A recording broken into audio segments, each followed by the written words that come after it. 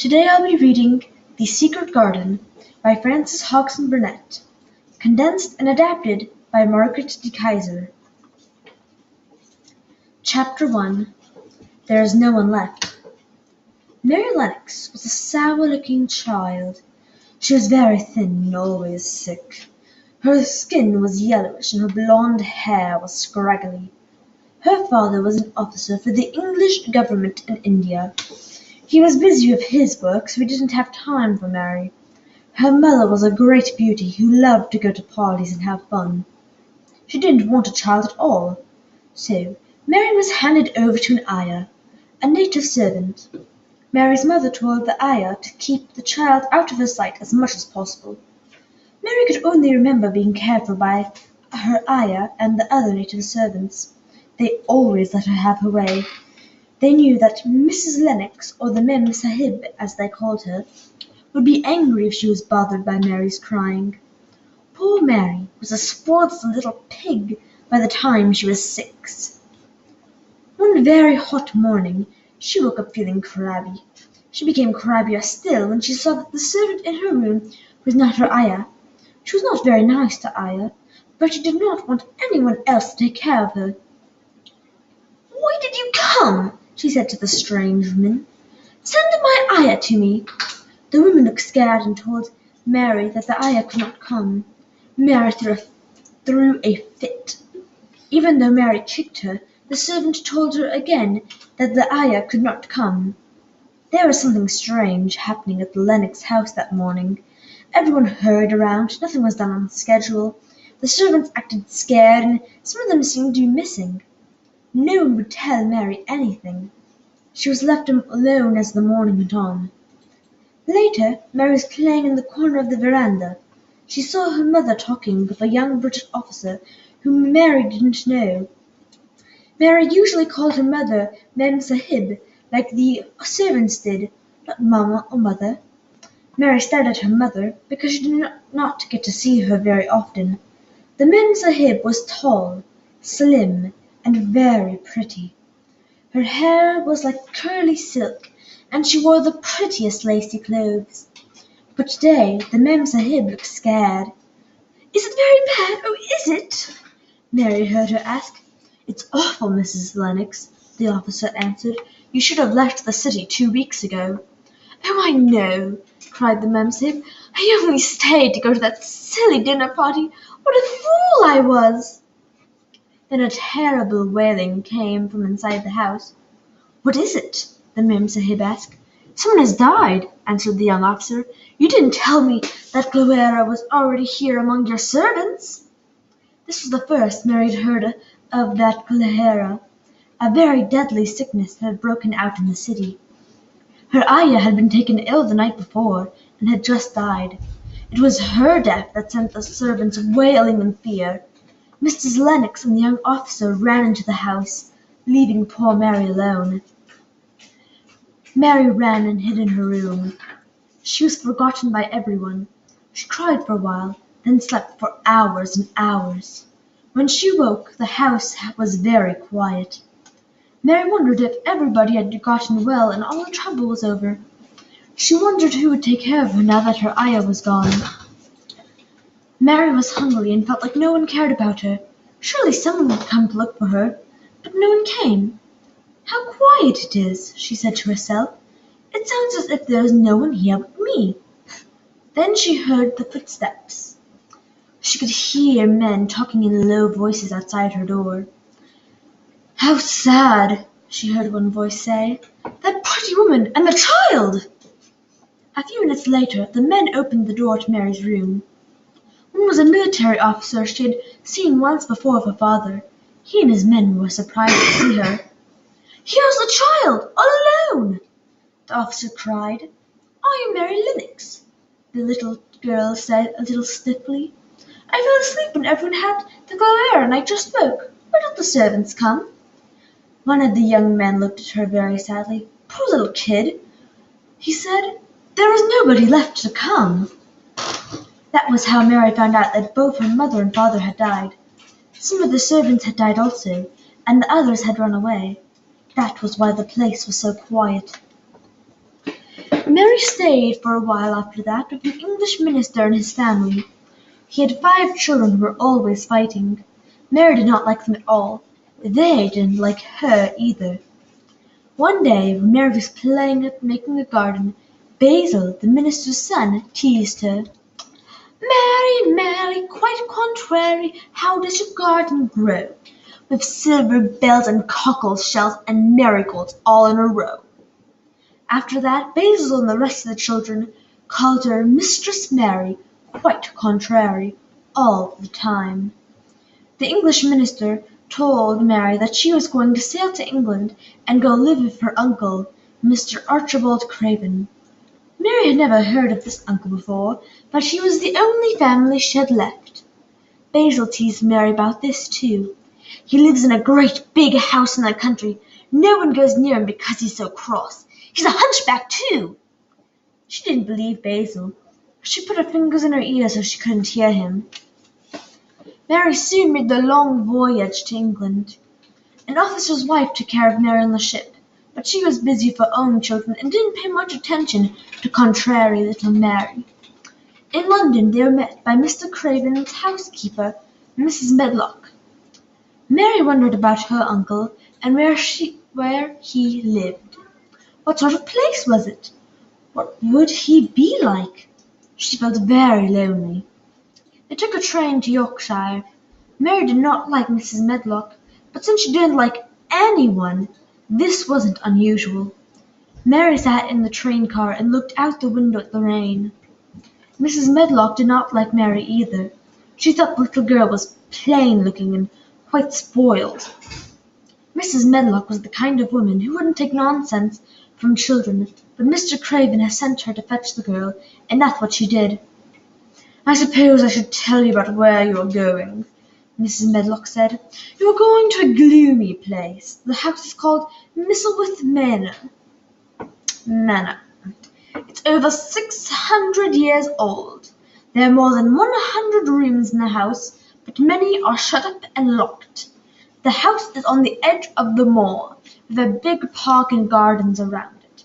Mr. Craven's gloomy too. I don't even know why he's bringing you there. He's not going to trouble himself about you. He won't trouble himself about anyone. He's got a crooked back that sent him wrong. He's been even gloomier since his wife died. She was a pretty little thing." Mrs. Medlock continued. "Most of the time Mr. Craven travels far away from England.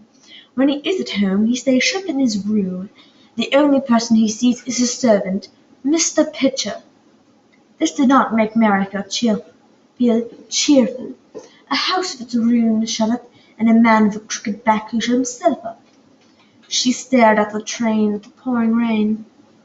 "You'll have to look after yourself," Mrs. Medlock warned.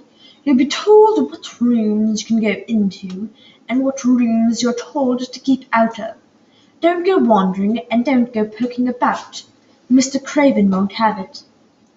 "I won't go poking about," said sour little Mary. She turned to face the window of the railway car and soon fell asleep. Chapter 2. Misselthwaite Manor. It was very dark when Mary woke up. The train had stopped at a station, and Mrs. Medlock was shaking her. "You've had a long sleep," she said. "It's time to open your eyes. We're at the Waite station, and we've got a long drive ahead of us." They were the only ones who got off the train. A stylish carriage was waiting for them. The footman's long raincoat and hat were dripping with rain. He helped Mary into the carriage.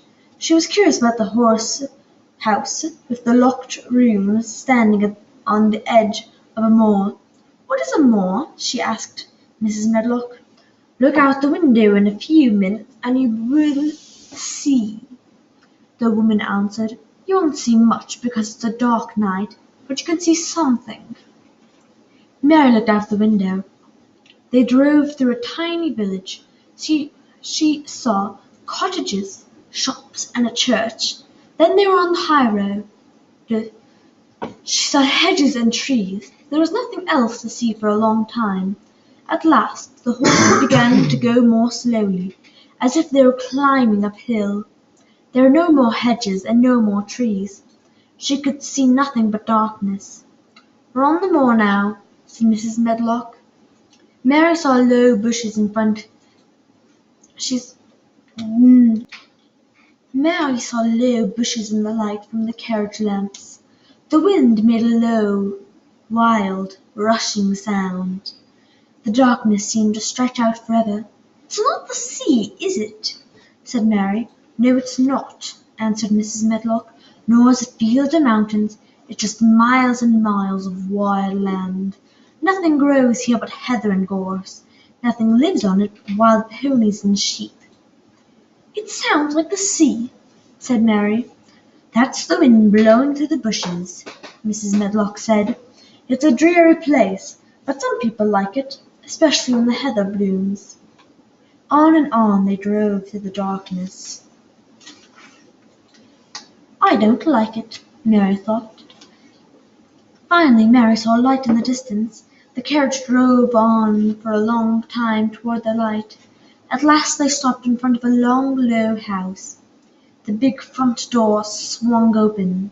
They entered a huge hall with rows of pictures on the walls and suits of armor standing here and there. An elderly servant waited for them. He was Mr. Pitcher, the man who took care of Mary's uncle. "Take her to her room," he told Mrs. Medlock. "Mr. Craven doesn't want to see her. He's going to London in the morning." "Very well, Mr. Pitcher," she answered. Mary followed Mrs. Medlock up the stairs and down a long hallway. They went up more stairs and through another hallway and another. Finally the housekeeper showed her into a bedroom. "Well, here you are," Mrs. Medlock said. "This is the room and the sitting room next to it are where you'll live. You must stay here. Don't forget." That was how Mary arrived at Misselthwaite Manor. She never felt so contrary in all her life. When she woke up the next morning, a young maid was lighting the fire in her bedroom. Mary sat up in bed and looked around. It was a strange room and kind of gloomy. The walls were covered with a tapestry that showed a forest scene. There was a castle in it, and hunters and horses and ladies. The windows had dark, heavy curtains on them.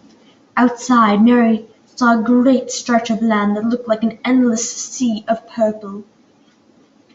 "What is that?" she asked, pointing out the window. Martha, the young maid, said, "That's the moor. It looks bare to thee now, but it's a lovely one since the flower. Then smells like honey. Thou'll like it." Mary thought that Martha sounded funny. Martha talked like most of the people in Yorkshire, but the sound of it was strange to Mary's ears. "Are you going to be my servant?" Mary asked. "Who is going to dress me?" "Can't thou dress thyself?" Martha asked, amazed. "No," answered Mary, "I never did. My ayah dressed me, of course." "Well, said Martha, "it's time thou learned.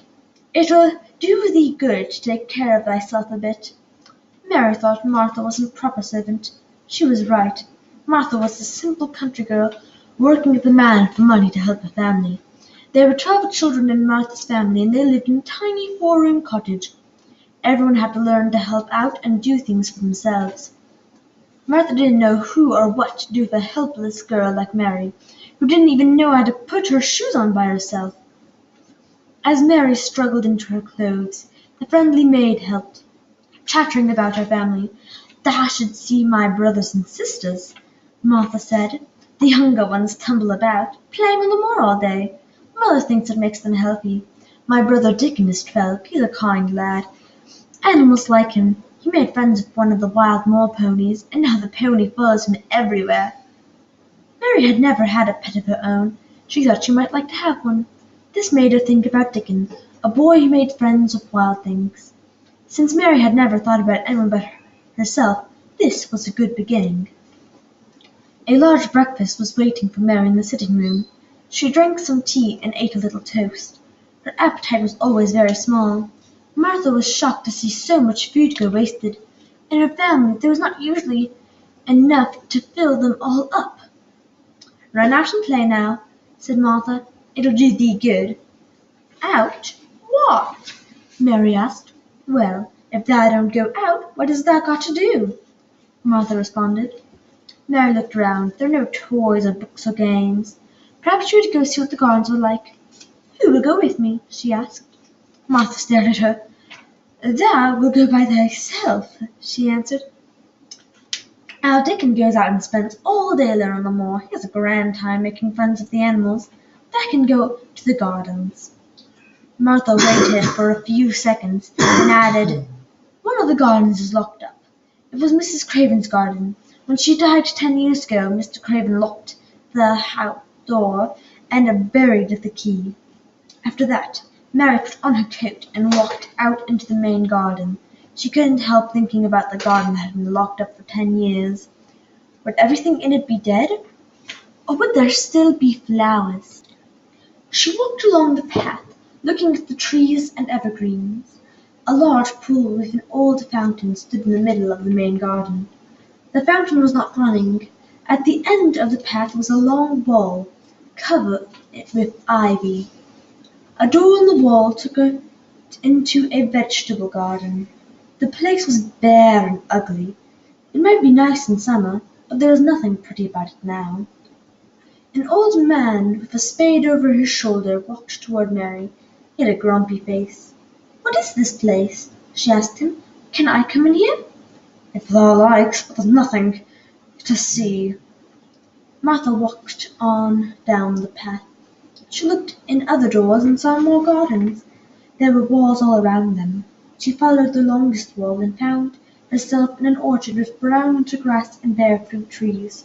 She could see the tops of more trees above the wall, but there was no door to get into the garden where they were now.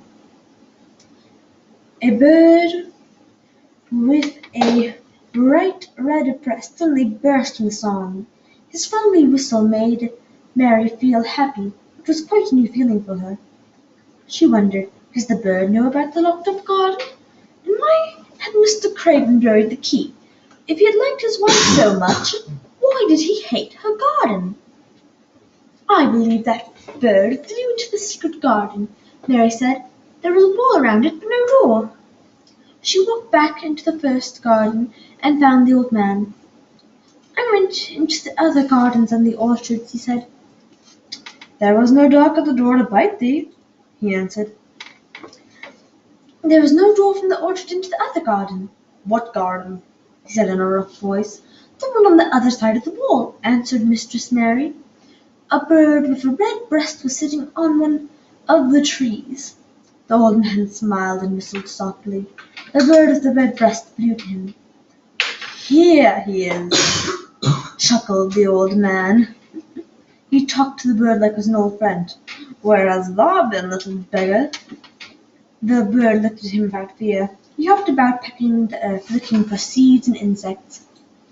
"What kind of bird is he?" Mary asked.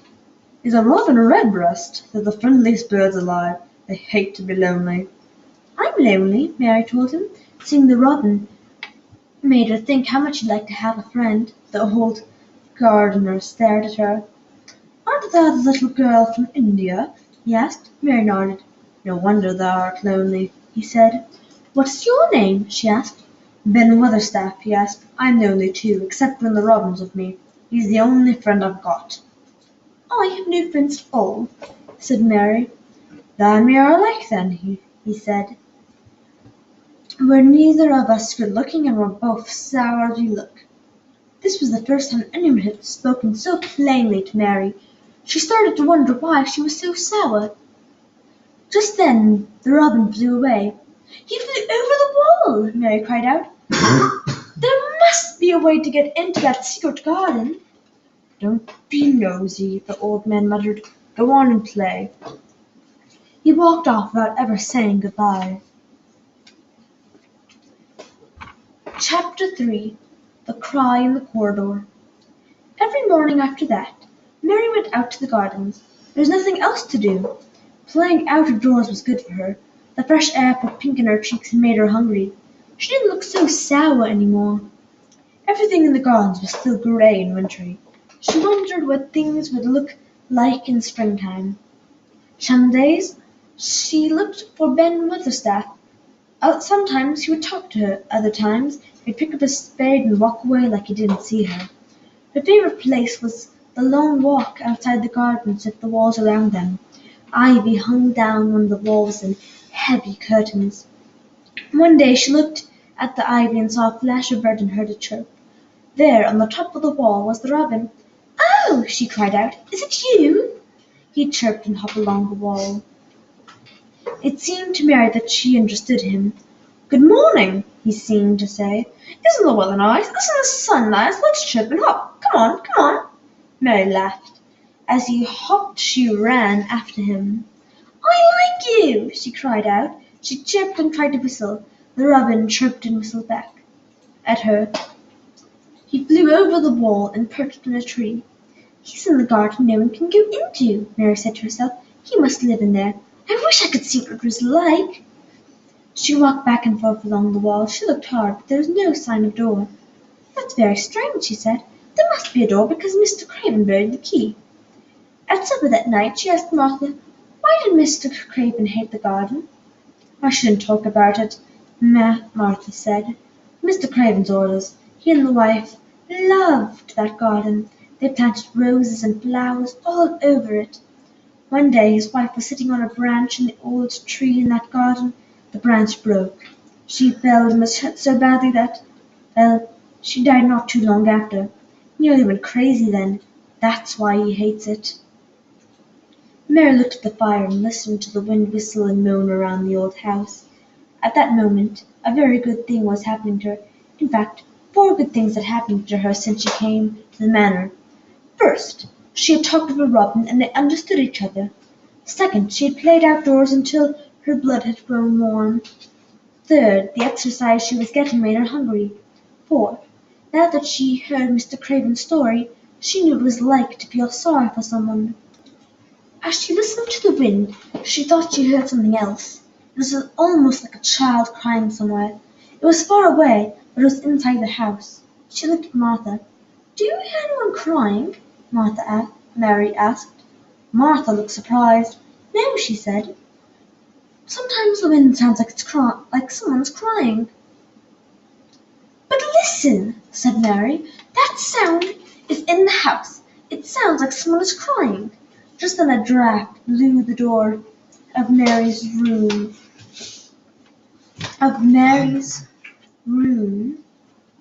with a crash. The crying sound was plainer than ever. "There," said Mary, "it is someone crying, and it's a child." Martha ran and shut the door and turned the key. Then everything was quiet. "It was the wind," said Martha, "or it was the kitchen maid. She had a toothache all day." Mary did not believe Martha was telling the truth.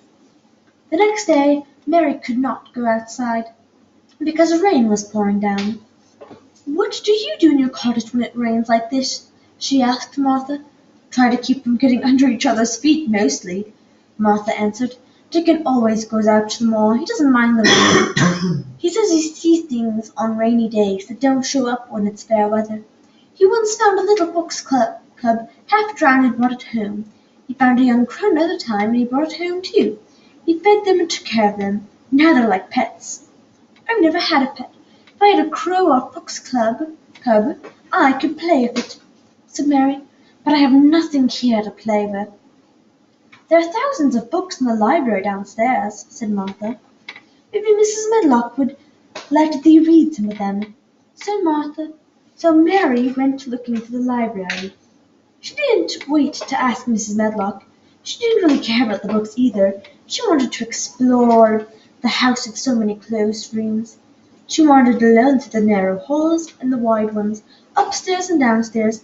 It all felt empty, as if she was the only one there. In one room she found a cabinet with little elephants made of ivory. Mary had seen carved ivory in India and knew all about elephants. She played with these for a long time. Then she set the elephants in order and closed the cabinet. She wandered around until she felt tired. When she tired, she tried to find her way back to her own room. She got lost. "I don't know which way to go. How still everything is." As Mary stood in the strange corridor she heard a sound. It was soft, childlike whining. Her heart beat faster.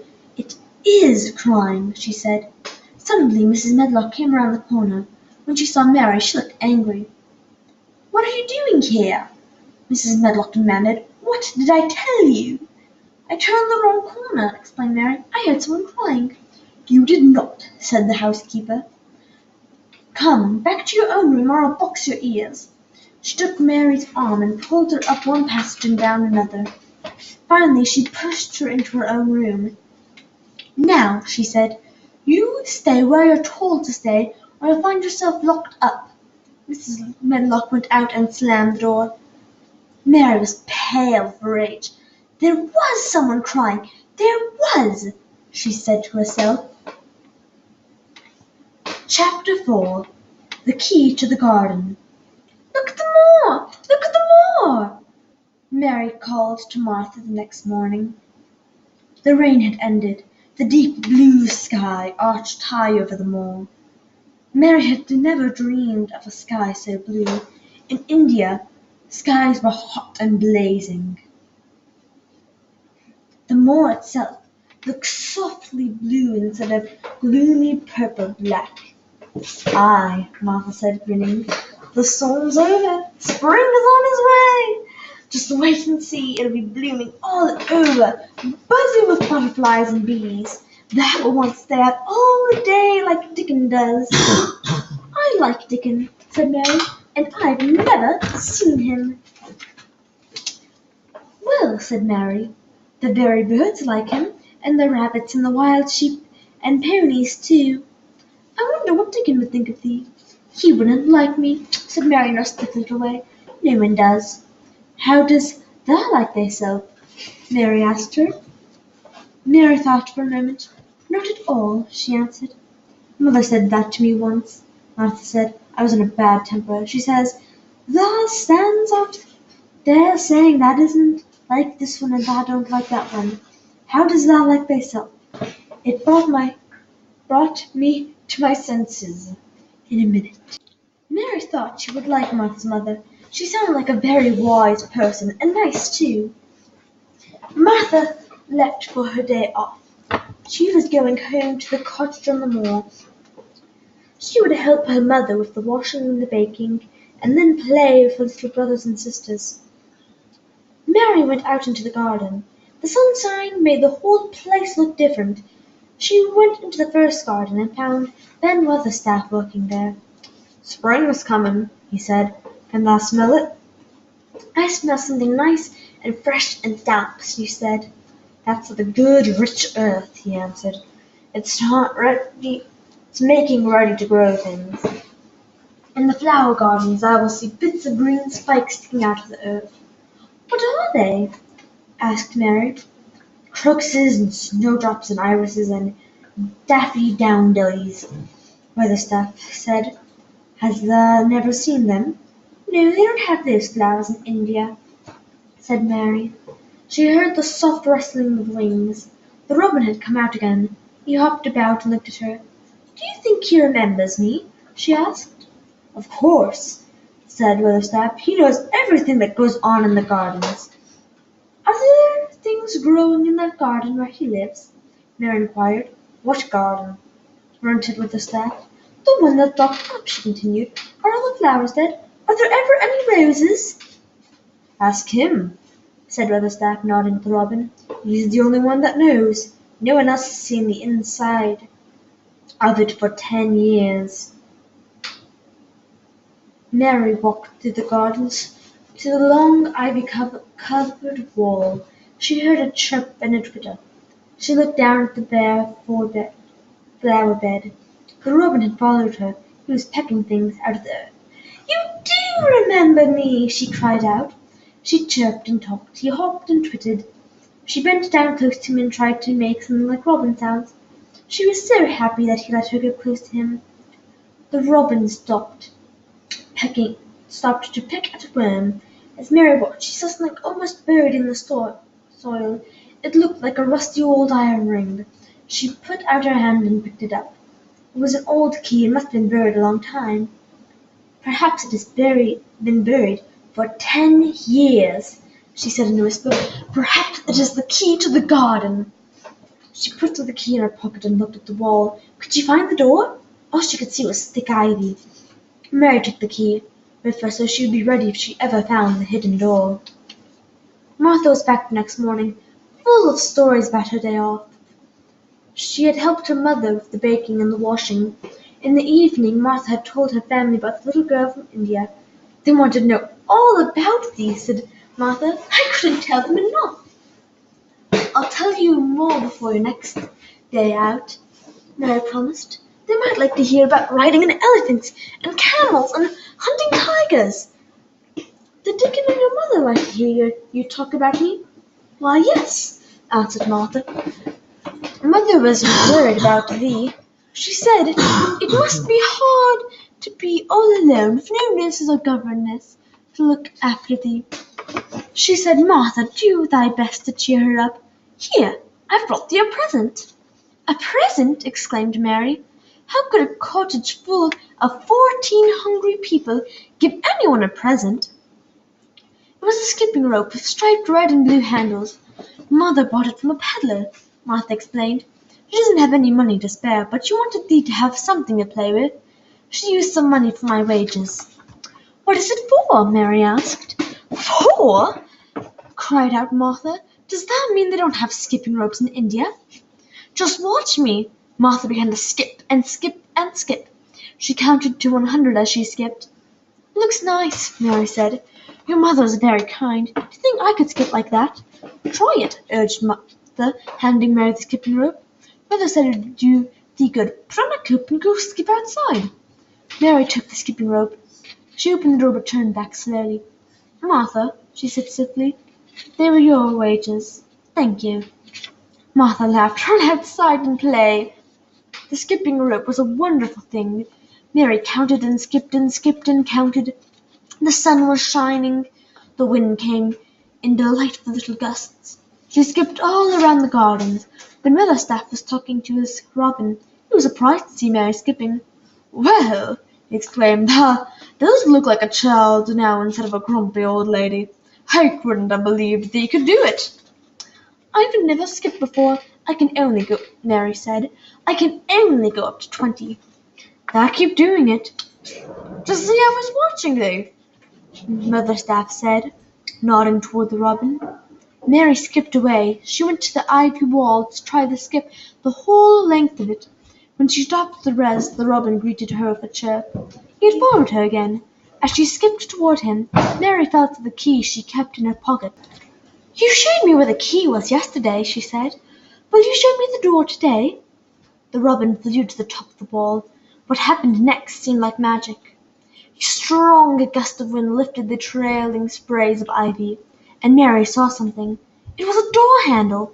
She pushed the leaves aside. Her heart began to thump. It was the lock of the door that had been closed for 10 years. She tried the key in the keyhole. It turned. She took a long breath and slowly pushed open the door. She slipped through and shut it behind her. She stood with her back against it, looking about her. She breathed quite fast with excitement and wonder and delight. She was standing inside the secret garden. Chapter 5. A Garden to Tend. It was the sweetest, most mysterious-looking place anyone could imagine. The high walls of the garden were covered with the branches of climbing roses. They were all grey, with no leaves or blossoms at all. They looked quite dead. The rose branches ran along all over the trees in the garden, sometimes hanging down like curtains. They crept from one tree to another, making lovely bridges of themselves. It was different from any place Mary had ever seen in her life. "How still it is!" she whispered. She walked under one of the fairy-like arches between the trees. "I wonder if they're all dead," she said. She hoped they weren't, for here she was, inside the wonderful garden. She could come through the door under the ivy any time. She felt as if she had found a world all her own. The robin flew down and hopped about, chirping as if she were showing her things. Mary did not feel lonely at all, but she did hope the roses were not dead. How wonderful full it would be with thousands of roses growing on every side. She followed a grass path through the garden. In one corner she found an old flower bed. Mary saw some little green points sticking out of the earth. She thought perhaps these were flowers like Ben Motherstaff had told her about. "It isn't a dead garden," she said to herself. "Even if the roses are dead, there are other things alive. Crocuses, or snowdrops, or daffodils." The grass and weeds grew thick around the little green points. She found a sharp piece of wood and knelt down and dug out the weeds. Mary didn't know anything about gardening, but that was the right thing to do. "Now they can breathe," she said. "I am going to do more." Mary worked in her garden until it was time for her midday dinner. She dug and dug. She found lots of little green points and gave them all breathing room. Mary enjoyed herself very much. "I will come back again," she said. Then she slipped out the door and ran back into the house. Her cheeks were red and her eyes were bright when she sat down to dinner. She had 2 pieces of meat and 3 helpings of rice pudding. Mary was delighted to see that the skipping rope had been so good for her. "I wish I had a little spade," Mary told Martha after dinner. "What dost thou want a spade for?" asked Martha. Mary did not want to tell Martha about the secret garden. What if Mr. Craven found out? He would be angry. He might get a new key and lock up the garden forever.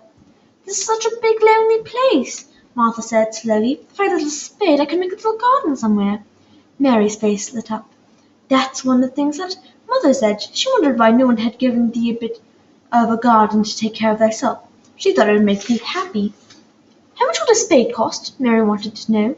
"Well," Martha answered, "I saw a little garden set in the village for 2 shillings." "I've got more than that," said Mary. Mrs. Medlock gave her a shilling a week for spending money, but so far she had no reason to spend any of it. "Our Dickon knows how to make things grow," Martha said. "We could write a note to him and ask him to buy garden tools and seeds, but that has to print plain because he can't read fancy writing." Mary knew how to write fancy, but she could print if she had to. Martha told her what to say in the letter. "Dear Dickon, Miss Mary has money. Will you go to the White Village and buy us some flower seeds and a set of garden tools? Give my love to Mother. Your loving sister, Martha Phoebe Sowerby." "Oh, we'll put the money in the envelope. Dickon will bring the things to thee himself." "Oh," said Mary, "then I shall see him." After dinner Mary was quiet and thoughtful. Just before Martha left, Mary asked her a question. "Martha," Mary said, "has the kitchen maid had a toothache again today? When I was in the hall earlier I heard that crowing again. There's no wind today, so it couldn't have been the wind." "There's Mrs. Medlock's bell. I must go," said Martha in a hurry, and she ran out. "This is a stranger's house anyone has ever lived in," said Mary. Fresh air and digging and skipping rope had made her so tired that she quickly fell asleep.